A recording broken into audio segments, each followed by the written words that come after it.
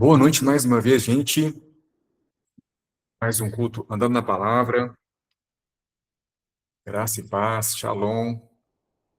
Esperamos que estejam todos muito bem. Interessante que enquanto a Karine falava, o Senhor ministrava assim para mim, que nós vamos falar hoje sobre estabelecer o reino, mas essa mensagem era mais profética do que apenas bíblica e literal.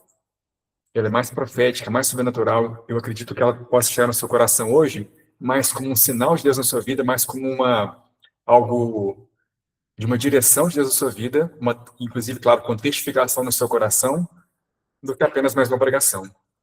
Então, eu tenho essa impressão. Então, talvez possa realmente falar o seu coração, talvez não. Com certeza vai falar. Inclusive, esse dia é um dia profético, como nós conversamos agora. Esse é um dia que aponta para o estabelecimento do reino de Deus na sua vida. E vamos começar falando o seguinte: nós hoje estamos numa realidade espiritual chamada reino. Nós estamos numa realidade espiritual chamada reino. E por mais que nós estejamos aqui, a realidade nossa espiritual é reino. Olha que interessante que diz em Colossenses: Ele nos resgatou do domínio das trevas e nos transportou para o reino do seu Filho amado, em quem temos a plena redenção por meio do seu sangue, isto é, o perdão de todos os pecados. Então nós estamos numa realidade espiritual chamada reino de Deus, o reino do Filho amado de Deus. E a partir disso, nós precisamos entender que não é para ficar parado, é para você estabelecer o reino. O que é o reino? Reino é uma realidade espiritual, que nós somos transportados para ela, e é uma realidade onde existe o senhorio de Deus, e todo reino não tem estatutos, não tem leis, não tem ordenanças. Então nós vamos obedecer a esse senhorio, nós vamos andar em obediência à palavra dele, em obediência aos estatutos dele.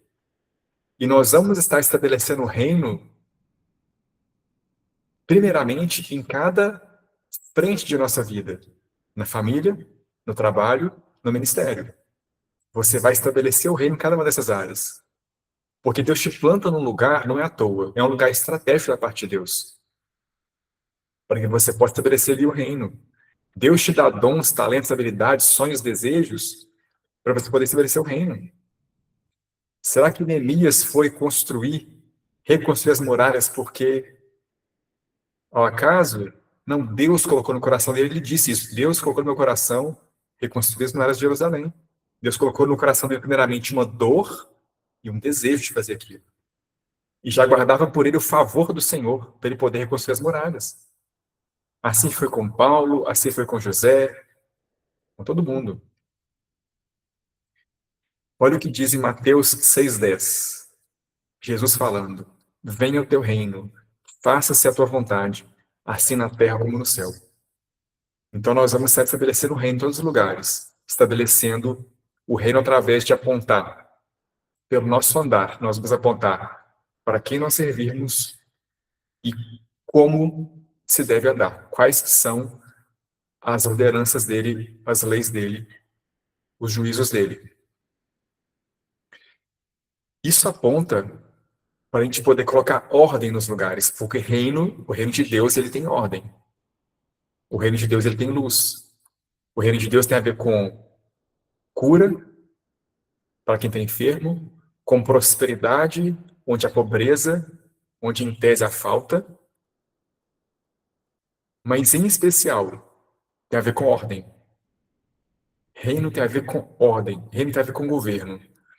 Tem um livro que eu estava lendo aqui, gente, um livro chamado Ouse Governar, da Dirce Carvalho, esposa do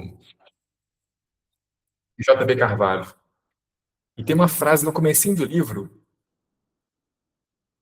que um outro pastor escreveu, o pastor Cote, vocês devem conhecer, de Curitiba.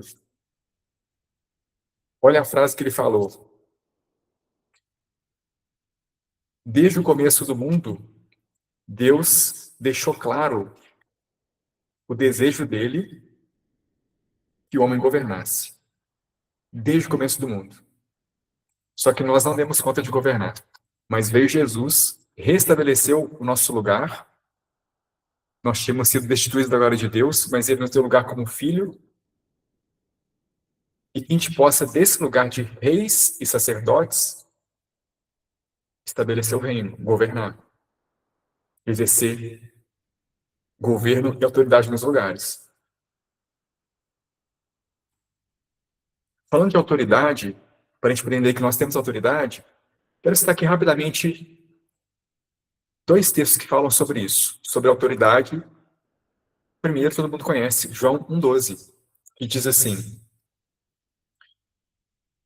mas a todos quantos o receberam, deu-lhes o poder de serem feitos filhos de Deus, a saber, aos que creem no seu nome. Então existe um poder, um direito, uma autoridade que você carrega de filho de Deus. E junto com isso, Deus nos deu autoridade para poder cumprir o ID. Mateus 28, versículo 18. Jesus, aproximando deles, falou-lhes: toda autoridade me foi dada no céu e na terra. Ide, portanto, fazer discípulos em todas as nações, batizando-os em nome do Pai, do Filho e do Espírito Santo, ensinando-os a guardar todas as coisas que eu vos tenho ordenado. E eis que estou convosco todos os dias, até a consumação do século. Então, Jesus falou de autoridade, que é dele e que ele nos deu. Ele falou sobre ir, sobre caminhar, cumprindo um chamado de ensinar o que ele ordena, fazer discípulos, batizar. E ele falou: vou estar com você até o fim dos tempos. E nós precisamos entender, gente, e você precisa estabelecer o reino na prática na sua vida, na sua família, no seu trabalho, no seu ministério. Cada área que você não se posiciona, que você não estabelece o reino, é uma área que você pode ter certeza que o diabo já está posicionado. Se você não educa os seus filhos, cuida dos seus filhos, ama os seus filhos, estabelecendo o reino na sua casa, já existe muita coisa povoando a mente deles, estabelecendo o império das trevas. Se você não se posiciona no seu ministério, pessoas que podem estar te ouvindo vão estar ouvindo outras coisas. Se você no seu trabalho não se posiciona, da mesma forma.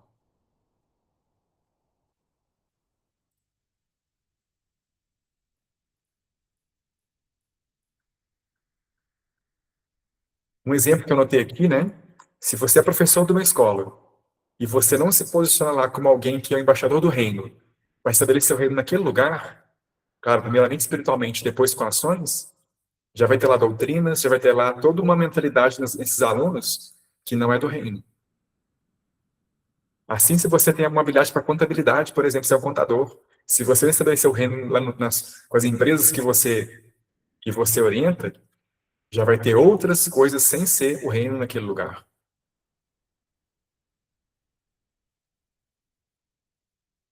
E nós precisamos entender, gente, que estabelecer o reino tem a ver com você produzir, tem a ver com você entregar, tem a ver com você usar uma fé racional. Olha que interessante. Muitas vezes nós ficamos em dúvida e dividimos o reino versus o nosso trabalho, a nossa vida, nossas coisas. E as nossas demandas e responsabilidades. Só que isso é justamente os ambientes que Deus te levantou para você poder estabelecer o reino. E de forma racional. Racional. A palavra fala sobre o nosso culto racional. Se é culto, é adoração e é pela fé. Mas a palavra fala que é culto racional. Então envolve você usar o seu intelecto que Deus te deu e deixou em você. Deus te dá uma impressão no seu espírito, uma visão no seu espírito, porque é visão ele dá no espírito, e você vai com a sua mente, e você vai com o seu intelecto, definir as estratégias, traçar o plano e vai executar. Quando Deus deu para Israel uma terra prometida, e eles chegaram lá, eles tiveram que expulsar os gigantes. Eles tiveram que desembaianar a espada. Mas Deus não deu vitória para eles? Deu, mas mediante um posicionamento. Mediante lutar. Então, eles lutavam, mas quem dava vitória era Deus. Eles estavam lutando pela fé. Então, você precisa entender que em cada área, você precisa ser prático. Você precisa estabelecer o reino na prática. Nós estamos, gente, hoje no ambiente que aponta para a Babilônia. Houve um tempo que o povo que estava na Babilônia exilado achou que era cruzar os braços e ficar chateado. Eles estavam tristes, nem conseguiam louvar, eles louvavam. Tem um salmo que mostra isso, nem louvar, eles louvavam. Só que Deus falou o seguinte: olha, faz o seguinte, planta vinha, dá sua filha em casamento, casa, prospera, ora pela paz da Babilônia, porque a sua paz depende da paz da Babilônia. A gente não pode achar que por estarmos no mundo hoje, que essa é uma vida espiritual que nós temos que levar. Pelo contrário, nós temos que estabelecer o reino. Nós temos que exercer um governo, nós temos que entregar e usar nossos dons e talentos, e nós temos que prosperar nesse lugar. E isso é estabelecer o reino. Será que quando estava lá na Babilônia, Sadraque, Mesaque, Abednego, eles ficaram só orando? E Daniel ficou só orando? Daniel orava 3 vezes por dia. E no resto do dia? Ele governava, virou governador. Daniel capítulo 2, versículo 48. Então o rei engrandeceu a Daniel. Lhe deu muitos e grandes presentes. E o pôs por governador de toda a província da Babilônia. Como também o fez chefe supremo de todos os sábios da Babilônia. A pedido de Daniel, constituiu o rei a Sadraque, Mesaque e Abednego sobre os negócios da província da Babilônia. Daniel, porém, permaneceu na corte do rei. Então eles trabalhavam. Mas será que no trabalho de Daniel, na Babilônia, no Sadraque, Mesaque e Abednego, será que não tinha coisas que iriam ser conflitantes com o reino, já que era Babilônia? Podia ter coisas conflitantes, mas eles tinham um posicionamento, eles andavam em fé e em obediência. E é justamente nessas horas é que as pessoas podiam ver o Deus vivo que eles serviam.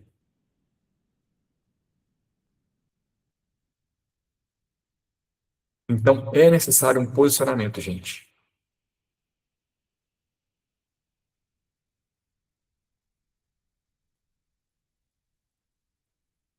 Vamos falar agora de uma prática disso, de um exemplo na palavra da prática de estabelecer o reino, de cumprir a vontade de Deus, de restaurar o que Deus quer que seja restaurado. Você consegue enxergar que é hora de você reconstruir as muralhas de grandes projetos na sua vida que Deus te deu?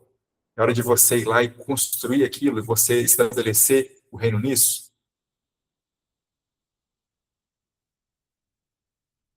Primeira coisa que é importante saber, Deus, gente, se por acaso minha voz falhar, fala comigo, tá bom?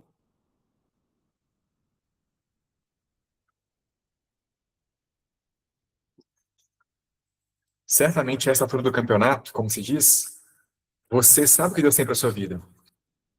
Você sabe em cada área, você consegue olhar para cada área da sua vida, o que Deus quer fazer em cada área. Quais são os sonhos do coração de Deus para cada área. Você já sabe, ele fala ao seu coração. Assim como diz para Neemias, ele coloca no nosso coração, ele põe uma dor no nosso coração, ele leva o nosso coração a ver o que ele quer estabelecer, e eu quero convidar a gente para todos nós podermos orar juntos no final hoje. Tá falhando, o Mayra Chagas? Está falhando? Para mais alguém tá falando minha voz, gente?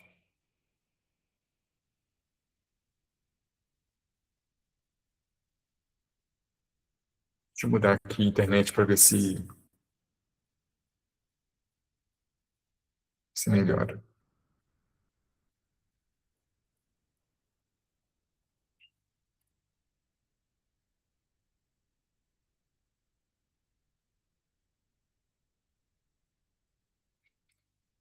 Então, gente,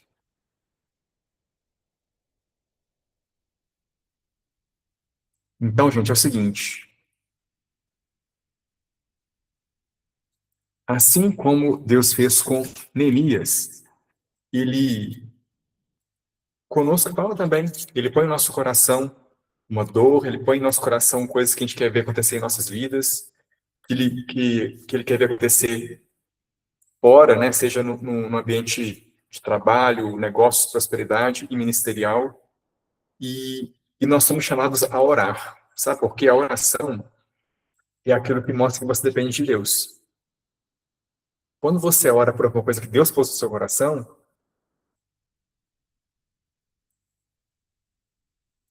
você está como se, como a gente diz, né? Como se fosse convidando o Senhor para poder atuar na sua vida.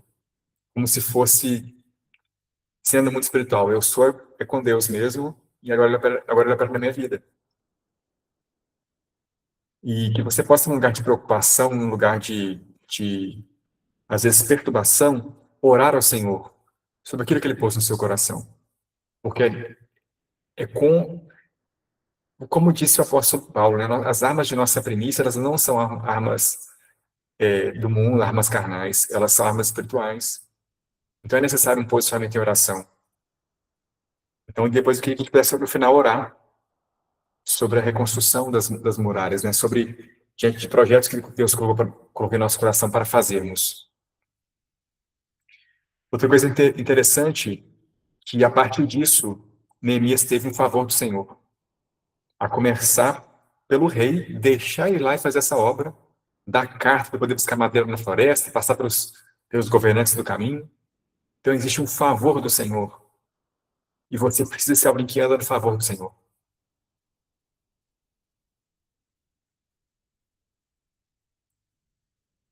E não ficar só enxergando limitações, mas saber que Deus, ele anda para além da honra para conosco, ele anda no favor para conosco. E basta você pedir ao Senhor por favor dele, pelo favor dele em cada área. Outra coisa interessante, Neemias, ele não contou a homem algum o que Deus havia posto no coração dele. Esses dias Deus falou assim comigo, em relação à coisa da minha vida, ele falou assim, olha, não leve nenhum ló. Não leve nenhum ló. Então, só vai com você nos projetos em Deus fala com você. Senão, não vai, não leve a nenhum ló. Gente, para quem não sabe, ló no original significa véu. O original de ló. Então, é quando tem alguma pessoa com você que você da sua parte, não da parte de Deus, convida para estar com você, mas que funciona como um véu espiritual na sua vida. Então, diante dos grandes projetos que Deus te dá, que você possa também andar somente com as pessoas que Ele colocou para você andar junto. Interessante que no começo não, durante a obra que Neemias foi fazendo, eles começaram a fazer, Deus, né, tocou com o coração de mais pessoas para darem naquela obra, e apareceram pessoas como Sambalat, Tobias, os árabes, amonitas, asdomitas, mandava carta questionando ele, chamava para ele conversar com eles. E Neemias falou o seguinte: olha, mas estou fazendo uma grande obra, de modo que eu não posso descer aí para poder com vocês. Então existia uma perturbação espiritual contra Neemias, mas ele estava muito ocupado com o que Deus mandou ele fazer. Estava lendo ontem sobre os amalequitas, né? Sempre que Israel ia pisar numa terra prometida, apareciam os amalequitas, para tirar a atenção deles. Então pensa quando você está numa terra prometida e Deus fala assim, olha, é só você desembainhar a espada e derrubar o gigante. E aí você começa a ver as perturbações, começa a reclamar com Deus das perturbações. Ao invés de você perseguir apesar da perturbação, de você prosseguir apesar da perturbação.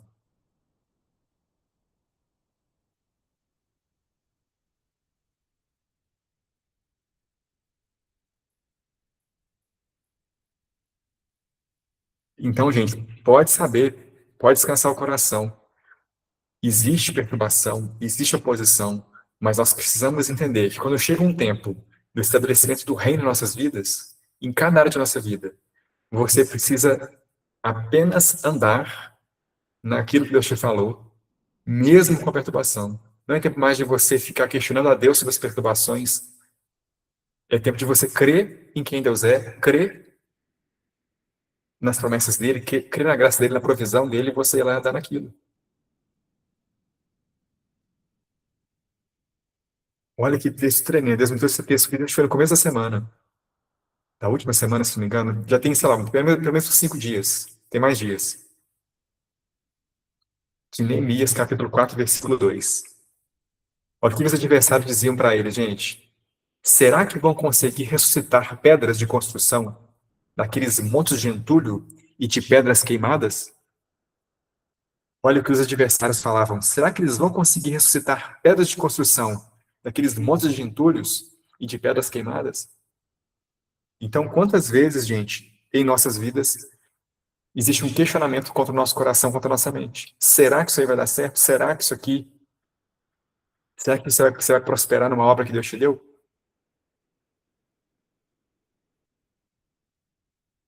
Então, a gente tem que entender que a perturbação ela faz parte. A perseguição faz parte. Olha o que Jesus disse para nós em Marcos, capítulo 10. Jesus respondeu: Em verdade eu lhes digo que ninguém que tenha deixado casa, irmãos, pai, mãe, filhos ou campos, por causa de mim e pelo Evangelho, deixará de receber 100 vezes mais, já no tempo presente, casa, irmãos, irmãs, mães, filhos e campos, com perseguições. E na era futura, a vida eterna. Então a questão é, fique tranquilo que não é um problema ter perseguição. Você precisa produzir a partir, apesar dela. Lembrando que a nossa luta nem contra a carne nem contra sangue. Então é uma perseguição espiritual. Olha que interessante, olha o tanto que o apóstolo Paulo produziu com perseguição. Com perseguição.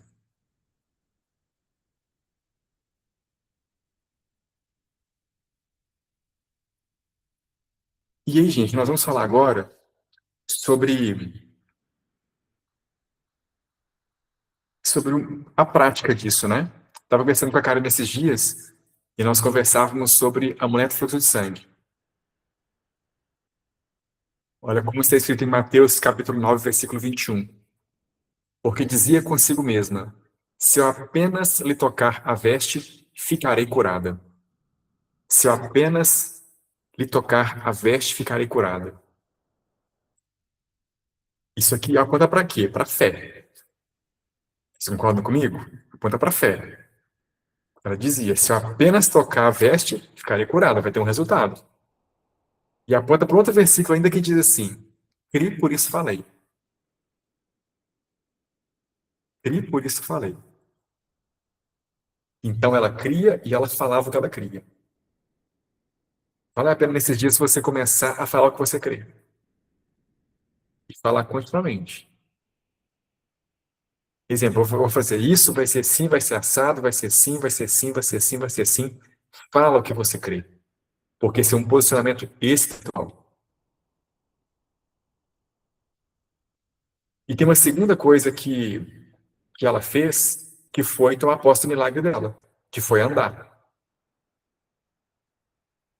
A Marilene comentou, a fé tem uma voz. Precisamos nos posicionar, gente. A fé tem que ter uma declaração correspondente. Teve uma segunda coisa que a mulher do fluxo de sangue fez, que foi ela tomar posse do milagre dela. Então ela cria, ela falava, e ela desafiando a cultura, desafiando as pessoas, desafiando toda a condenação que tinha contra ela naquele momento, ela foi tocar nas vestes de Jesus. Então entenda que é o seguinte, Deus põe um desejo no seu coração. Deus, ele coloca uma dor dele no seu coração, um desejo, e você é chamado a estabelecer o reino com o que ele colocou no seu coração. Seja na sua família, seja no seu trabalho, seja no seu ministério. Só que as circunstâncias vão ser contrárias, só que vai ter perturbação, vai ter lá o sambalate, os árabes lá, tentando fazer com que você tire os olhos da obra de Deus. As circunstâncias certamente não vão ser favoráveis, mas você precisa de parar de reclamar das circunstâncias e andar no que ele te falou apesar disso.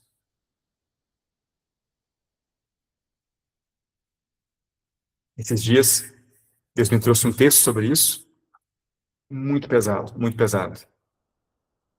mas que tem a ver com o nosso posicionamento diante do que Deus nos deu.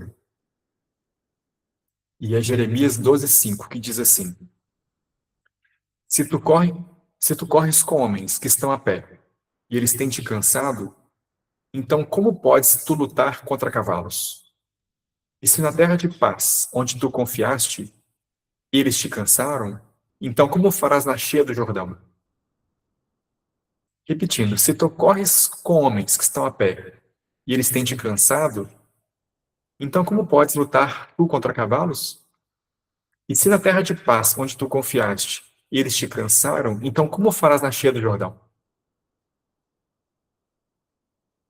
E Deus falava para Jeremias e queria falar para mim e para você. Se na sua vida hoje, nesse contexto, em nossas vidas, nós estamos, tem uma perturbação e nós estamos ficando cansados, como vai ser quando vier o próximo nível que vai acontecer? Se nós não nos posicionarmos agora, e quando vier o próximo nível? Deus tem para você outros níveis de obediência, mas você tem que responder desde agora.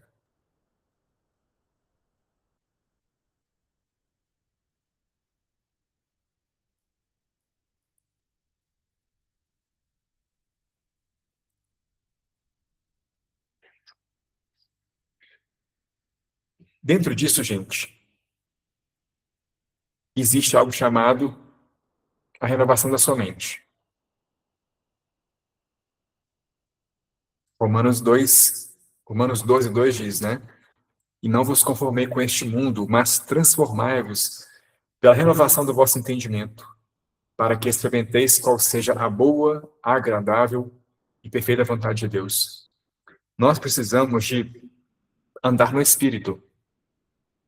E o que é andar no Espírito? É o contrário de andar na mente, nas emoções e na carne, que são, na verdade, que é tudo junto. Existe Espírito e existe o resto. Primeiro, o apóstolo Paulo, é assim que ele fala. É o Espírito e a carne. A carne já envolve a mente e já envolve o corpo em si. Então, andar no Espírito é você não ser emocionado. É você andar em fé e andar na palavra. Isso é você andar no Espírito. E no Espírito existe algo chamado a mente do Espírito. É você pensar estando no Espírito. E não com base numa mente que não tiver rendido, uma mente perturbada, uma mente carnal. Mas sim você pensar segundo a palavra de Deus e pela fé. Então você pode ter diante de cada situação da sua vida, uma demanda de trabalho, uma demanda ministerial, uma demanda de família. Você pode olhar com os olhos da carne, ou você pode andar no Espírito, pela fé, pela palavra, e governar a partir disso. Governo é um governo espiritual. Deus te dá autoridade no Espírito. Começa por aí. É uma autoridade de você enquanto Espírito.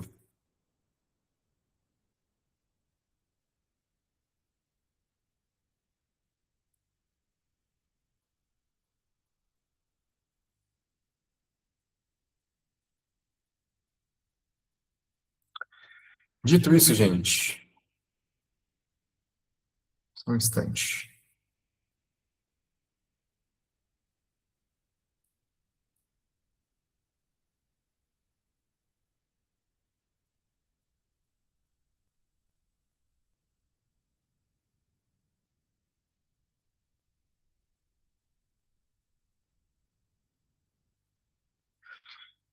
Eu quero citar mais duas coisas ainda, e nós vamos para o final. Tem uma coisa muito interessante na palavra, que é quando Deus. Aliás, tem um aspecto importante que nós citamos aqui agora há pouco, que é a visão, né? Deus dá uma visão no seu espírito, e nós vamos ali pensar com a mente do espírito, vamos andar nessa visão, na fé, na palavra, e nós vamos desenhar as estratégias e vamos rodar, nós vamos executar aquilo. E existe um processo de Deus restaurar a sua visão. Quando Deus chamou Jeremias, por exemplo, ele falou assim, Jeremias, o que tu vês? Ele estava treinando Jeremias a ver com os olhos espirituais. Porque a realidade de Jeremias, ele tinha ficado, ele era tão desprezível pelo povo, que levaram o povo de Jerusalém para a Babilônia, e ele ficou lá, ele mais os pobres. E ele estava lá. E Deus falou assim, tá vendo o que, Jeremias? E Deus mostrou para ele uma vara de amendoeira. Vara de amendoeira não é o pé de amendoim, é o pé de amêndoa, certo? E é uma árvore que cresce rápido. Por isso eu sou assim com ele, olha, você está vendo a vagem amendoeira? Vestes bem. Eu vou prestar minha palavra para poder cumprir. Então Deus estava mostrando para ele, treinando a visão espiritual dele. Então é importante a gente saber também que Deus, ele quer que você ande pelo Espírito, que é andar pela visão e não pela vista. Existe um processo na sua vida que é Deus colocar você para poder andar na visão e não mais pela vista. Porque andar na visão é você andar por fé. Andar pela vista é com base em circunstância, em realidade. E, de novo, se você corre a pé, como é que vai ser para correr com um cavalo? Se você, na sua terra, está ficando perdido, cansado, com dificuldade. E quando vier a cheia do Jordão? Então você precisa de agora andar na visão que Deus te deu. Você precisa de agora ser alguém que anda pela fé, alguém que anda pela palavra, alguém que estabelece o reino naquilo que Deus te confiou, porque Deus tem outros níveis, patamares de governo, de bênção, de obediência para você.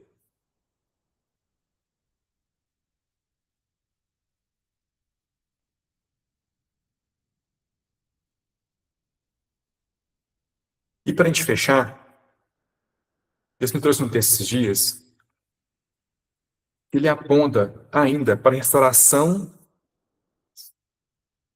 não da visão em termos de onde Deus tem para nós como alvo, né? Mas uma restauração de fé, uma restauração sim de visão,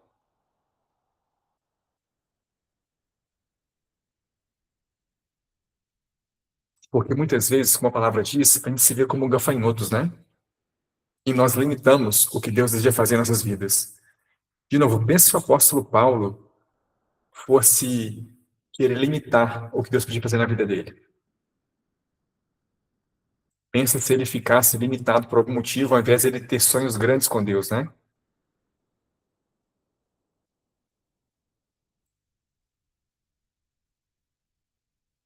E tem um texto que ele aponta para a gente poder crer nessa grandeza de Deus, essa bondade de Deus, nesses desejos de Deus para nós e, e andarmos nessas coisas excelentes.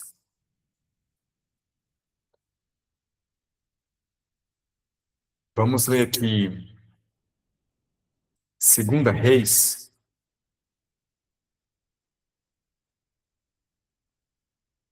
capítulo 13, versículo 14 em diante. Segunda Reis 13, 14 em diante.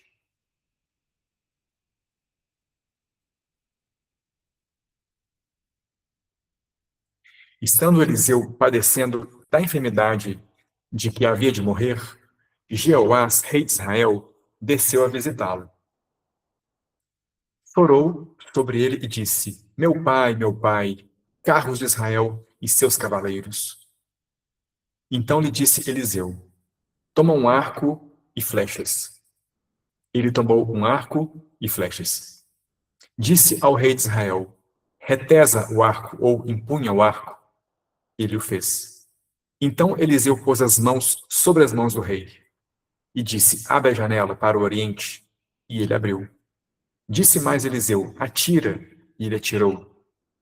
Prosseguiu: flecha da vitória do Senhor, flecha da vitória contra os Círios, porque ferirás os Círios em Afeca, até os consumir. Disse ainda: toma as flechas.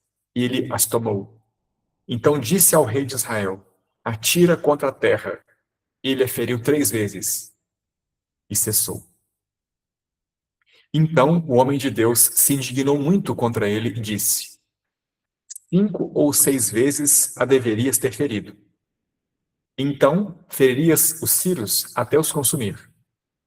Porém, agora só 3 vezes ferirás os Círios.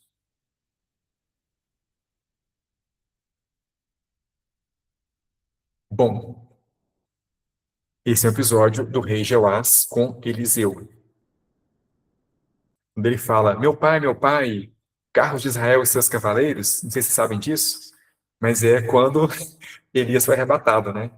Veio os carros de Israel e seus cavaleiros, cavalo de fogo, carruagem de fogo, passou no meio deles e Elias, num redemoinho, foi para o céu, né?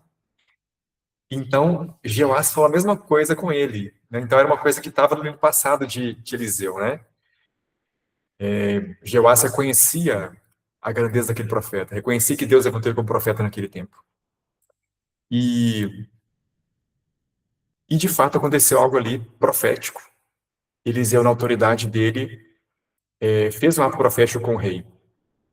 Falou: rei, pega o arco. O rei pegou. Pega a flecha. Ele pegou, abre a janela para o oriente. Lança aí uma flecha. E Eliseu profetizou, né? Olha, você vai. Essa flecha que é a flecha da vitória do Senhor. Você vai ter vitória contra os sírios. E ele continuou. Pega o arco, atira. E o rei atirou 3 vezes e parou. E o profeta se indignou contra ele. O que significa isso, né? Os planos de Deus para Israel, será que eram planos pequenos ou planos grandes? Era consumir os adversários ou era apenas afastar os adversários? O rei Jeoás tinha uma palavra profética sobre a vida dele, que era a vitória, a flecha da vitória do Senhor. Mas ele não se posicionou como deveria em relação àquela palavra profética. Ficou. Ele não se posicionou, ele não teve uma resposta. E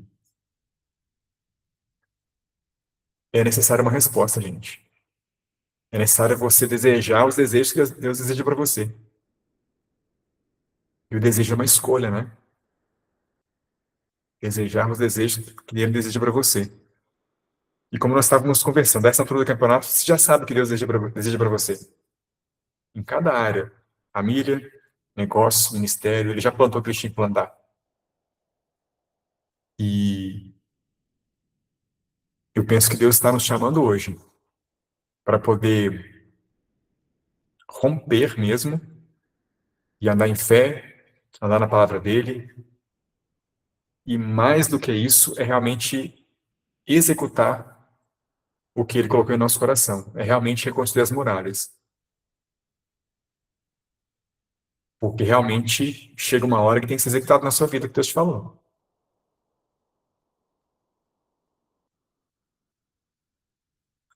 E você não deixe o diabo roubar a palavra que Deus pôs no seu coração. Jesus fala muito claro na parábola do semeador que o diabo rouba a palavra dos corações, né? Então você precisa de não deixar o diabo roubar com as perturbações que ele te gera e você precisa ir lá e andar naquela palavra, frutificar aquela palavra. E para a gente fechar esses dias, a Karine falou assim uma coisa interessante, uma ministração dela foi o seguinte: olha, você vai deixar de ser aquele que vai receber a bênção, vai pedir bênção e vai ser o abençoador. Ela citou isso na ministração dela, né? E beleza, isso ficou. E eu estava um dia aqui na minha cidade, pareci um carro no sinal de trânsito e eu olhei para o lado. E tinha um salão de beleza, com um versículo na placa do salão que era assim: "Se tu uma bênção", de Gênesis 12:2. "Se tu uma bênção". E eu buscava no Senhor uma palavra profética para hoje. Eu falei: Senhor, qual palavra para essas pessoas hoje? Uma palavra profética. E ele me disse: "Se tu uma bênção", é a palavra profética. Gênesis 12:2. Você entende o que Deus colocou nas suas mãos, no seu coração para você fazer? É para você abençoar as vidas? É para você poder estabelecer o reino? É para você governar e glorificar o nome dele? Você entende que Deus está fazendo algo nesse tempo na Terra e que Ele nos chamou para isso? Você entende que Ele tem para você é vitória? Você entende que Ele tem uma demanda na sua família e que Ele quer que seja resolvido e que Ele seja glorificado? Você entende que Ele quer te dar governo no seu trabalho, por o nome dele ser glorificado, por o reino ser estabelecido? Que é para você fazer discípulos, ensinar o que Ele ordenou, batizar pessoas no nome do Pai, do Filho e do Espírito Santo? Você entende que você é aquele que está estabelecendo o reino na Terra? Então, que a gente possa, nesse tempo, andar nisso. Andar nas palavras que Ele nos deu, andar na visão que Ele deu, fazer igual Neemias mesmo, né? Ir lá e cumprir a obra que Ele pôs no coração. e que a gente possa ser uma bênção realmente. Que nós possamos ser uma bênção. E é claro que nesse caminho vai ter muitas bênçãos do Senhor, mas ele é tão tremendo que ele, diante das promessas de bênçãos dele, ele fala assim: seja a tua a bênção. Ou seja, ele coloca um nível acima do que ele te prometeu, de, enfim, você consegue olhar agora com os olhos do Senhor, né? Você consegue entender que ele que é muito mais que você ser abençoado, é você ser uma bênção.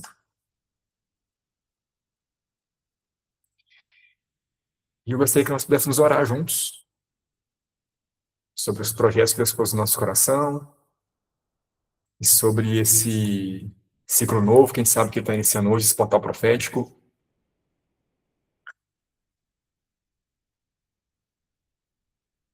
e sobre o rompimento também.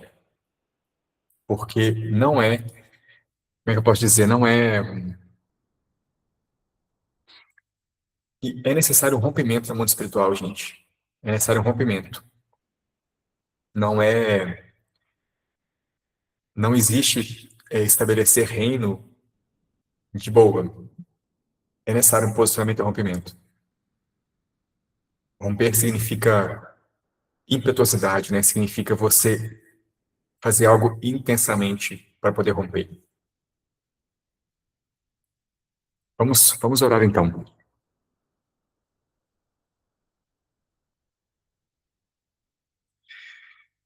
Senhor Deus, nosso Pai, em nome de Jesus nós oramos. Senhor, nós viemos aqui agora e queremos te louvar, te adorar, te exaltar. Nós te glorificamos, Senhor. Pai, nós sabemos que nesse tempo, sabemos que o Senhor iniciou um novo tempo em nossas vidas. Sabemos que essa mensagem é uma mensagem profética sobre nossas vidas. Que o Senhor está nos levando a ver coisas, Pai, para podermos nos posicionarmos, para podermos romper. E obrigado, Pai, pelas visões que o Senhor nos deu. Obrigado por aquilo que o Senhor nos mostrou que o Senhor tem para nós, assim como o Senhor colocou, Pai, para Neemias, que estava em teu coração, o Senhor colocou em nossos corações, Pai, aquilo que é para nós executarmos. E assim como Neemias um dia orou diante de ti, Senhor, diante disso, nós oramos hoje. E nós viemos agora te pedir, Pai, por favor do Senhor nesse caminho, por revelação, revelação de tua bondade, revelação de teu poder, de tua soberania, de teu amor, e revelação do governo que o Senhor colocou sobre nós, Pai, da autoridade que nós temos no reino. E, Pai, que o Senhor então nos dê esse favor, e que o Senhor nos dê hoje, Pai, uma unção de rompimento, para quem sai dessa reunião hoje, Pai, para quem sai desse culto, ó Deus, e que a gente rompa em cada uma das áreas de nossas vidas. Que a gente possa, com a nossa fé racional, sentar, listar o que tem que ser feito e executar, romper em cada área. Andar na palavra, Senhor. Que a gente ande na palavra, que não fique apenas a palavra anotada no nosso caderno, que a gente ande na palavra. E que o Sambalat, o Tobias, os árabes, os amonitas, aqueles que vierem perturbar, eles podem continuar, porque nós vamos andar na palavra. Nós vamos numa mão, está segurando a ferramenta, na outra espada. Nós não vamos retroceder. A palavra diz que o meu justo viverá pela fé, e se ele retroceder, minha alma não agradará dele. Então, Pai, nós não somos aqueles que retrocedem, mas daqueles que andam pela fé e rompem, e que governam e que prosperam, Senhor.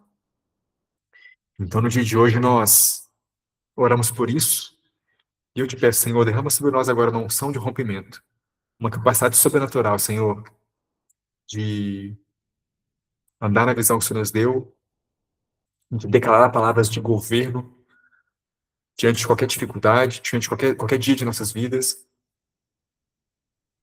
e, enfim, uma unção para romper toda e qualquer situação que o diabo colocar em nossa frente. Nós declaramos que nós temos uma mente de diamante, uma mente segundo a palavra de Deus, nós rompemos com qualquer resistência e nós tomamos posse, Pai, daquilo que o Senhor tem para nós, dos teus desígnios para nossas vidas. É assim que nós oramos hoje, Pai, em nome de Jesus. Que o Senhor faça em nossas vidas um ano tremendo, Pai. Que o Senhor faça algo tremendo nos próximos dias, semanas e meses. E que o Senhor seja glorificado em nossas vidas. Em nome de Jesus. Amém.